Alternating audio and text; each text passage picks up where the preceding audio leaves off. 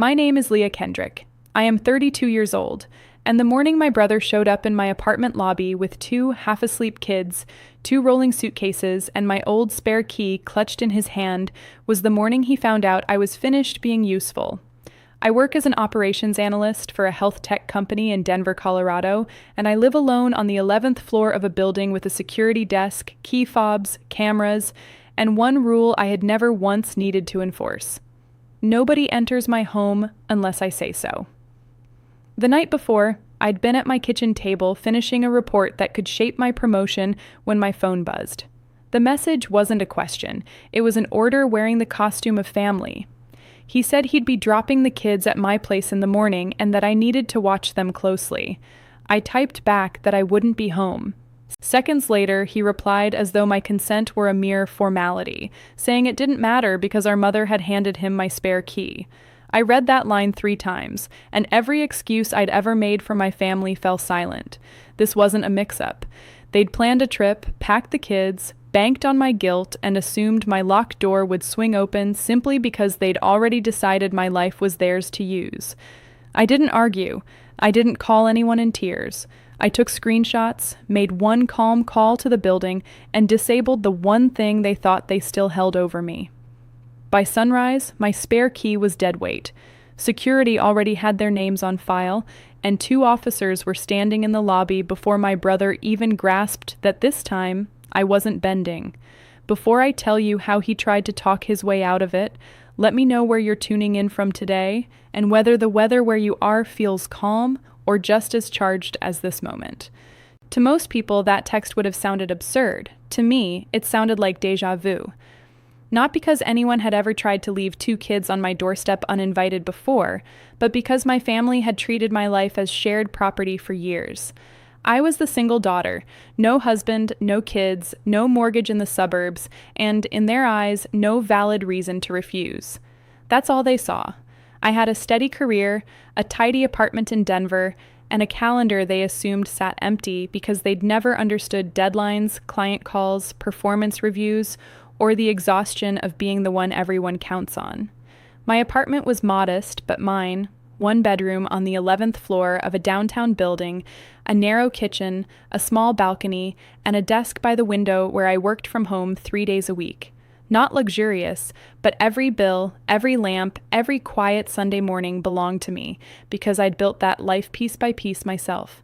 My family lived out in Aurora, about 35 minutes away when traffic cooperated. Trevor had the bigger house, the driveway, the wife, 2 kids, and a habit of acting like his life was harder simply because it was louder. He sold solar panels and talked like he was always 1 commission away from making it big.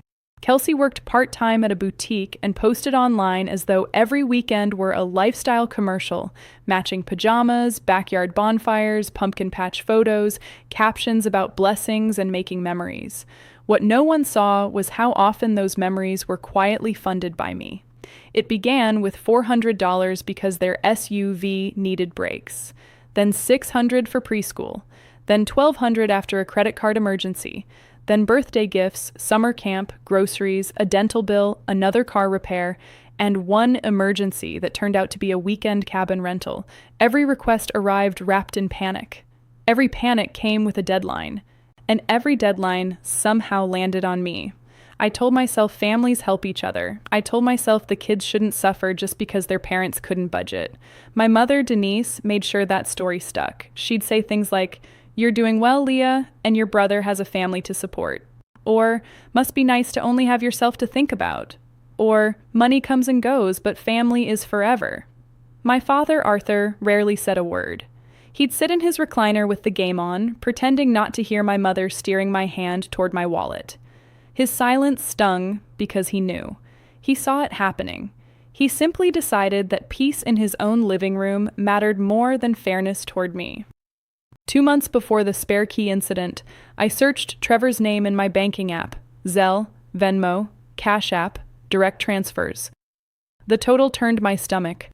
$10,840 in under 2 years, not counting gifts, meals, groceries, or cash slipped over at holidays.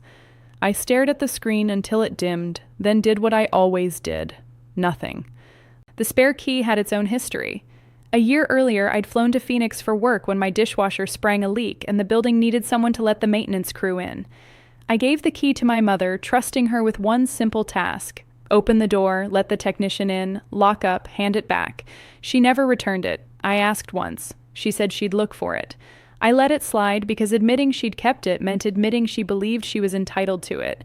But the moment Trevor texted that our mother had handed him my spare key, every small betrayal snapped into focus. This was never about babysitting. It was about access to my money, my time, my apartment, and the life I'd built outside their reach.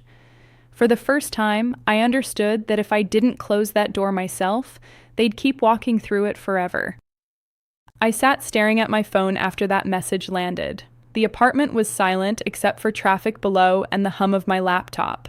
My audit report still sat open on the screen, full of figures and claims notes for a hospital client expecting answers by morning. Normally, a deadline like that would consume my whole mind. That night, all I could see was one sentence. Mom gave me your spare key. I typed back carefully, I do not consent to this. Do not bring the kids to my building. I have work tomorrow, and I will not be responsible for them. Trevor answered fast, like he'd rehearsed it. Stop being dramatic. We'll be there at 7:45. They've got snacks and tablets. Just keep an eye on them. I laughed once, though nothing about it was funny. 2 young children in a downtown apartment while I handled client calls and an audit that could shape my promotion. That was his plan. Not really a plan. A transfer of responsibility. Then came another message. We already told them they're staying with Aunt Leah. Don't make this weird. That's when I stopped replying and started documenting. I screenshotted every message, timestamps included, scrolled back to confirm there was no exchange where I'd agreed to any of this. There wasn't. Not one question, not one request. I opened a notes file titled Timeline, 9:16 p.m. Brother announces he's dropping off 2 kids tomorrow morning. 9:18 p.m. I decline. 9:19 p.m. He states our mother gave him my spare key. 9:21 p.m. I clearly state I do not consent. My hands shook, but my mind stayed level. I called the front desk. Marco picked up on the second ring. I gave my name and unit number and explained that relatives might try entering the building with an old, unauthorized spare key. He paused, then said something that chilled me.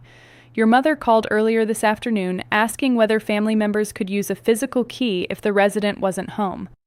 So the text wasn't the beginning, it was the final notice. I told Marco that my mother, brother, and sister-in-law were not approved visitors, and that no one was to come up without my direct verbal confirmation. I asked him to update the security log and alert the morning concierge.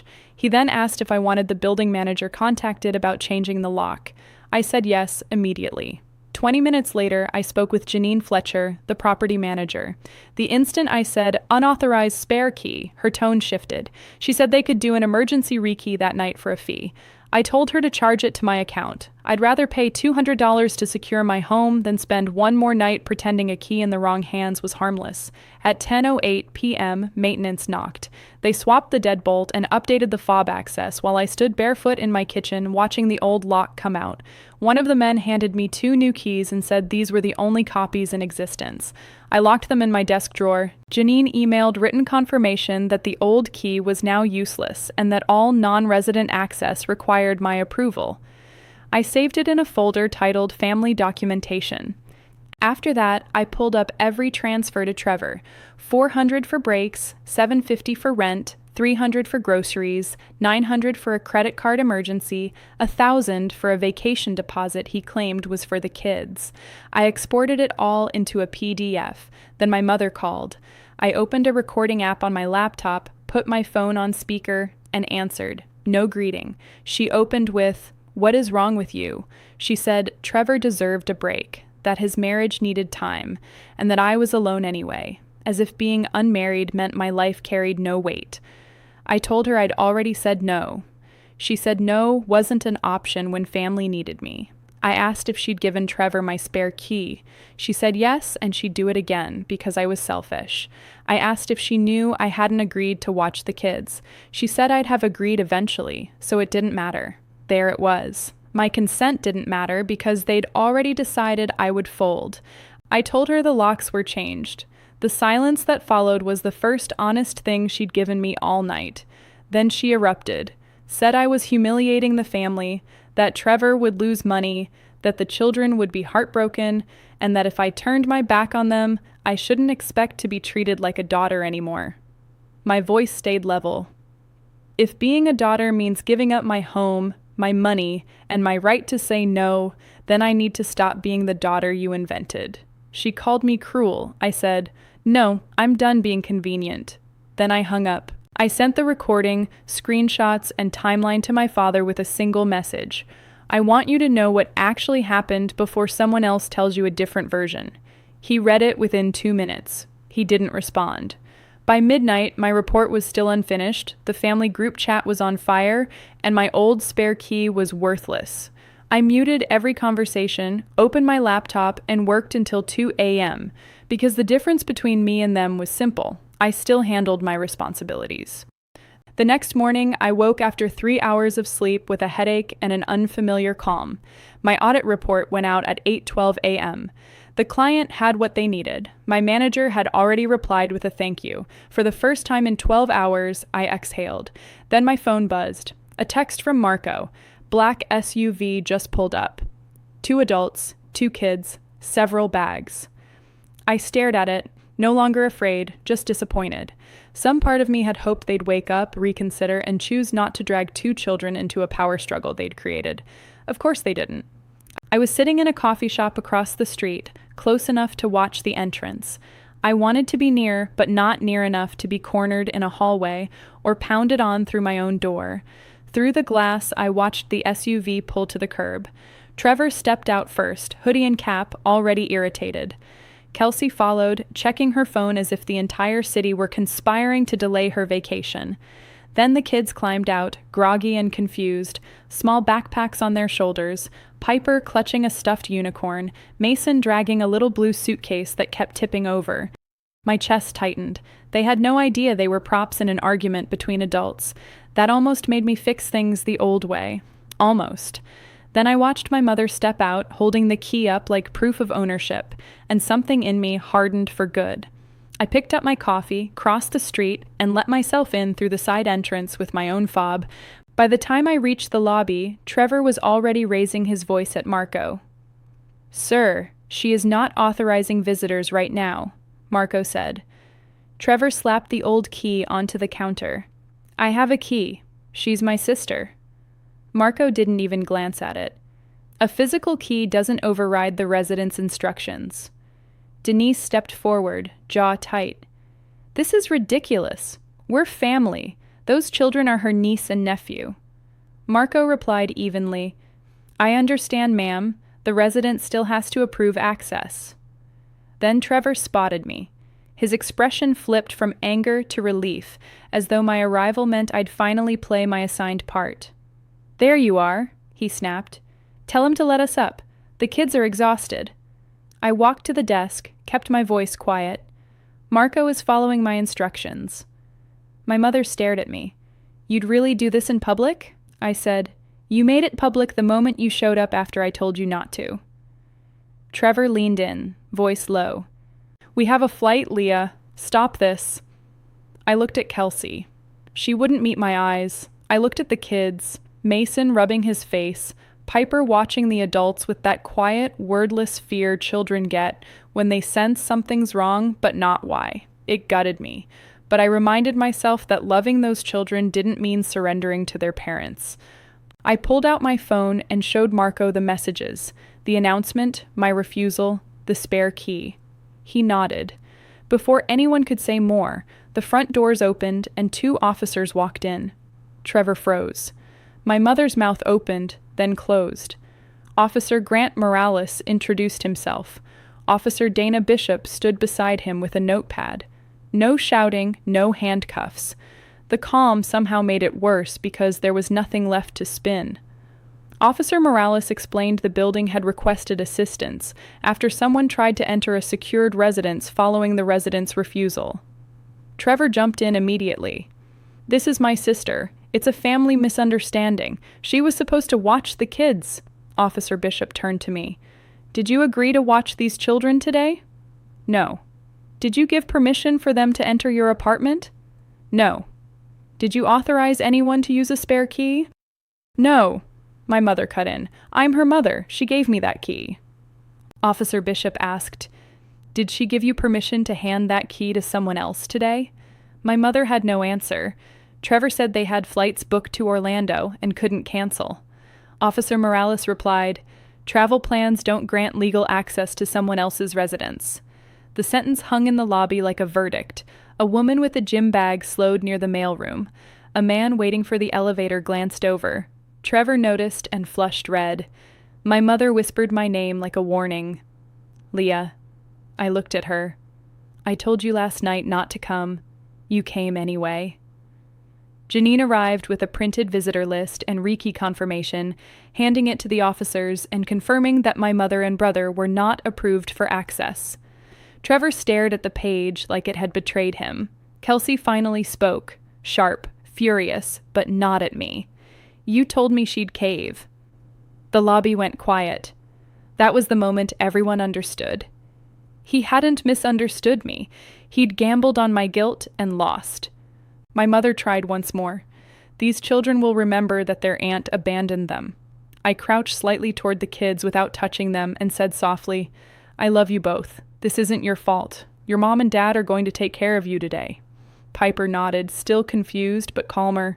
Trevor started gathering bags with sharp, angry movements. Kelsey was already on the phone, muttering about a missed check-in and non-refundable tickets. Officer Bishop warned Trevor that returning without authorization could result in a trespass complaint. He nodded without meeting her eyes. Outside, SUV doors slammed one after another. I watched them pull away, knowing they had maybe 30 minutes to make a flight that was already out of reach. Marco asked if I was okay. I said yes, though my hands were shaking so badly I shoved them into my coat pockets. I went upstairs, locked the new deadbolt behind me, and stood in the silence they'd tried to steal. For 10 minutes, guilt made me sick. Then my phone lit up with an Instagram notification, and the guilt began curdling into something else. The notification was from Kelsey. She'd posted a story. I almost didn't open it, sure it would only anger me, but something told me to look anyway. The first showed 2 iced coffees in a cup holder captioned, Rough start, but the magic is still happening. The second showed Piper and Mason on my parents' couch with tablets and a bowl of popcorn between them.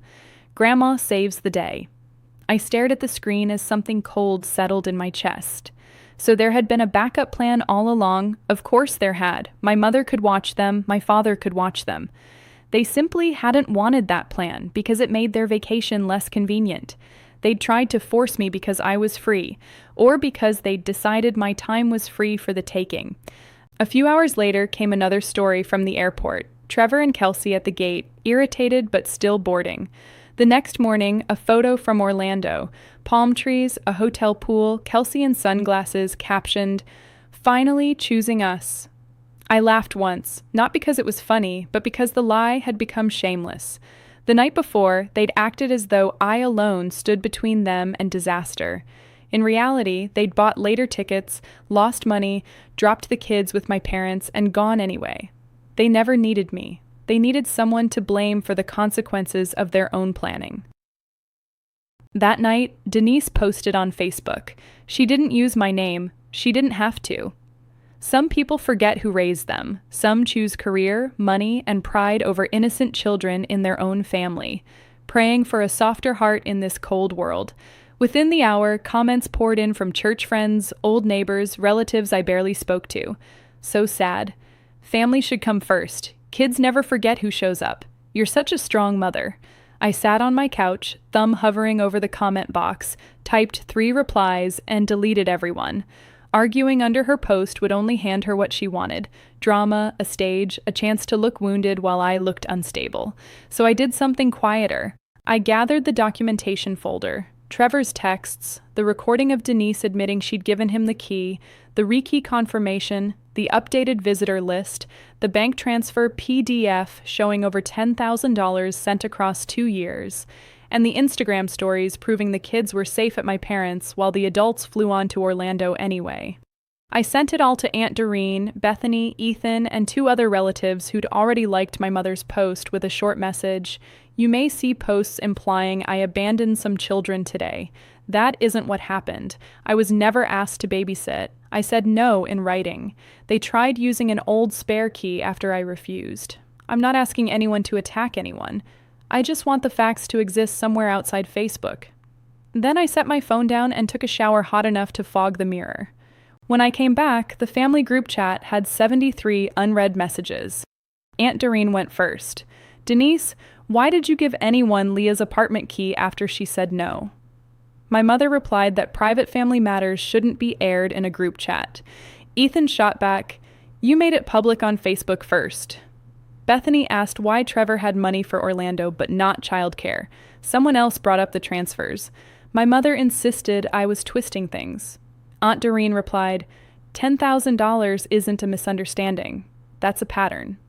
Trevor finally chimed in from Florida, claiming I'd humiliated him in front of strangers and police. Ethan answered, you humiliated yourself trying to enter someone else's building with a key she never authorized. The chat splintered from there. Some relatives defended my mother, as they always did. Others went quiet, which felt almost more satisfying because silence meant doubt had finally entered the room. My mother deleted her Facebook post 2 hours later, not out of remorse, but because she'd lost control of the story. Late that night, my father texted, I saw everything. I should have asked questions sooner. That was all.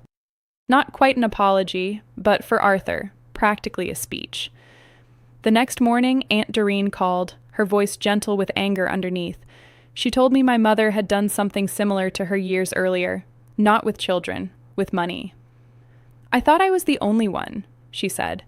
I sat at my kitchen table and listened as she described loans never repaid, favors twisted into obligations, guilt dressed up as love. By the end of the call, I didn't feel happy, I felt seen. That afternoon, I opened every payment app. Venmo went private. Cash App requests from Trevor got blocked.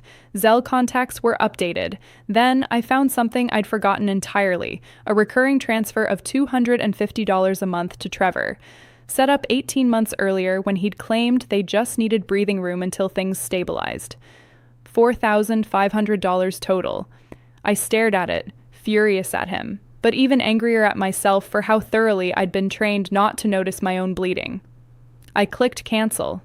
The app asked if I was sure.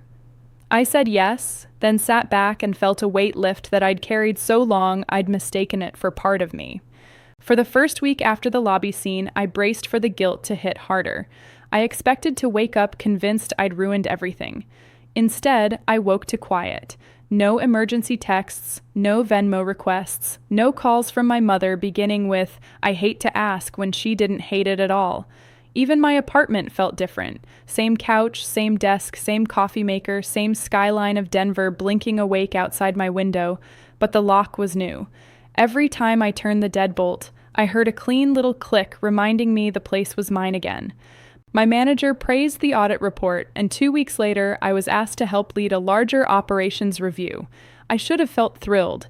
Instead, after the meeting, I cried with my camera off, realizing how much energy I'd poured into other people's chaos. I'd been doing my job, paying my bills, running my own life, while quietly carrying my brother's household like an unpaid second position. Mira, a coworker, noticed I wasn't myself and asked if I wanted lunch. I almost said no, then said yes. Over tacos, I told her the short version. I expected her to say, family's complicated. Instead, she said, Leah, that's not complicated. That's exploitation with better branding. The line hit so hard, I wrote it down later. A few days after, I booked an online therapy session with Dr. Celeste Navarro. In our first session, I talked too fast, spilling out the money, the spare key, the lobby, the police, the Facebook post, the kids, the way my mother could make me feel guilty for simply living a normal life. Dr. Navarro listened, then said, Your family assigned you a role and punished you the moment you stopped performing it. I asked what role. The backup parent, she said, the emergency wallet, the emotional shock absorber. No one had ever described my life so precisely.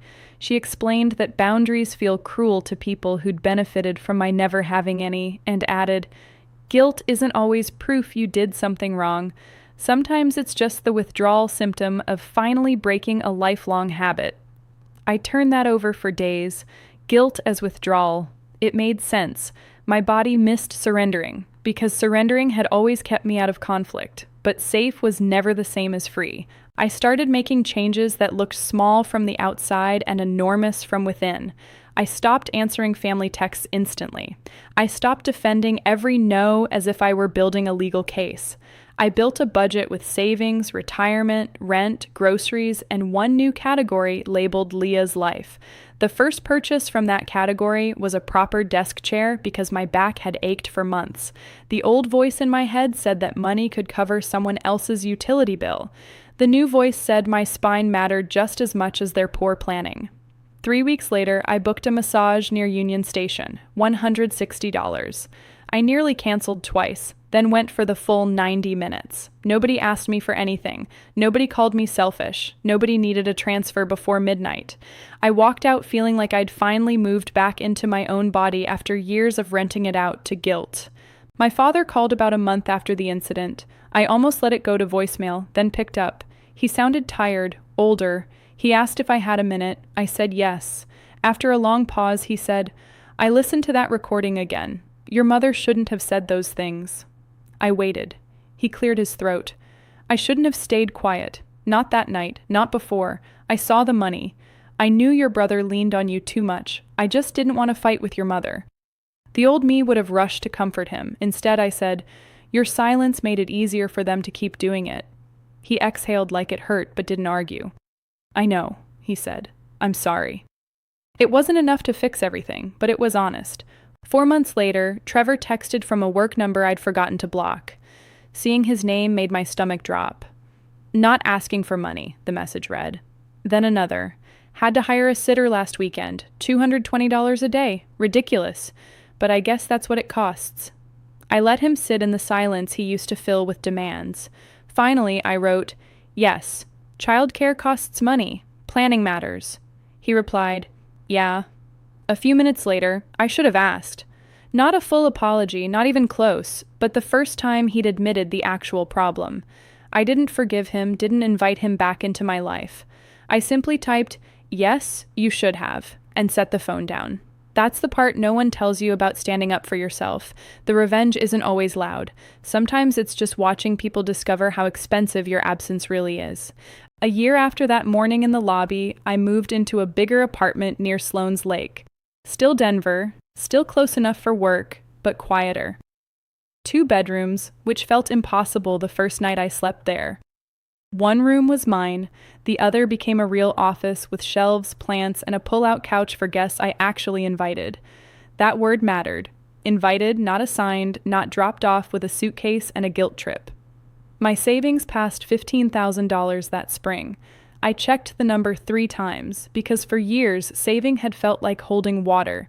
Every time I built it up, someone else's emergency drained it away.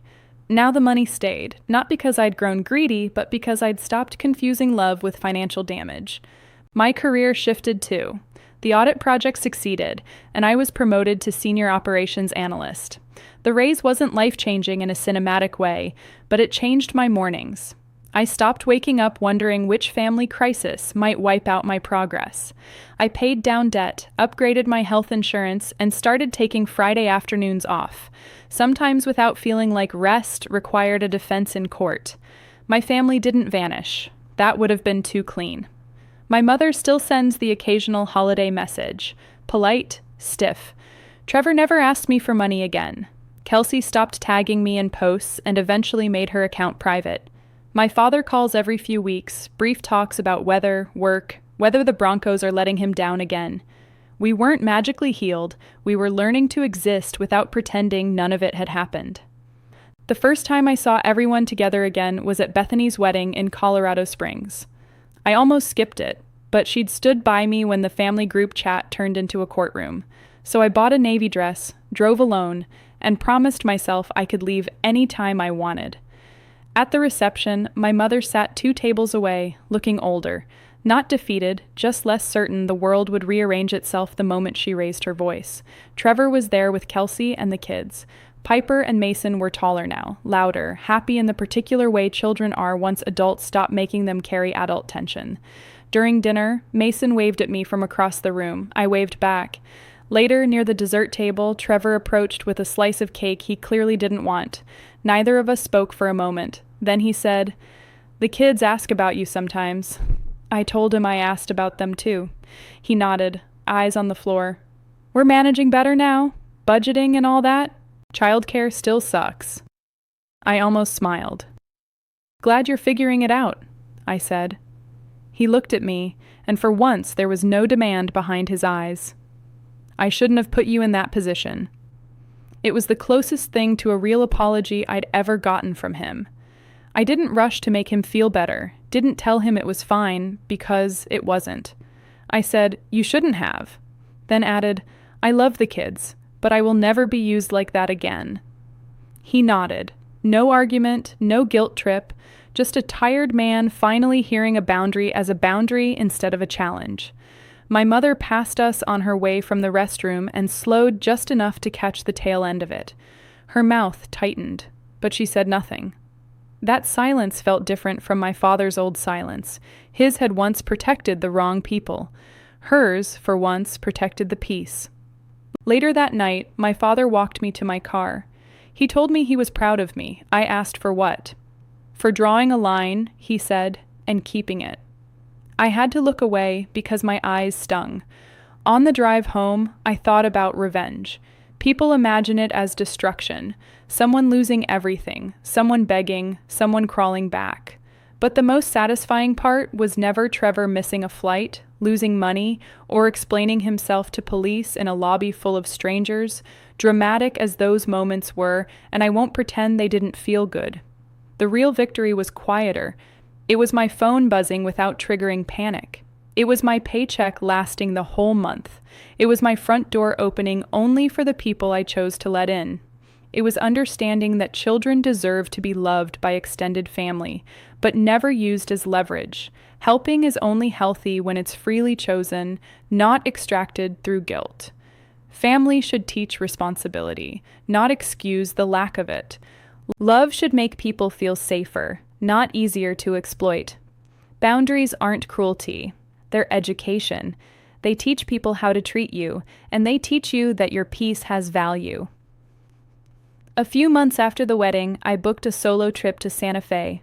No emergency, no one else's dream riding on my credit card, just 5 days, a small hotel, good food, and a quiet road through red desert hills. At the airport, I passed a tired couple juggling 2 kids, 3 bags, and a stroller. The old me would have felt responsible just from watching. The new me felt compassion and kept walking. That's what healing gave me. A heart that still cares, and a spine that finally holds. When I changed my locks, I thought I was keeping my family out. But the truth is, thank you for following the story all the way through. This video is entirely fictional and created for entertainment and educational purposes only. We hope it reminds you that the person who caused the wound doesn't always get to take part in the healing, and that choosing distance can sometimes be the healthiest answer. You're allowed to recover in your own way, without reopening a door simply because someone suddenly feels sorry.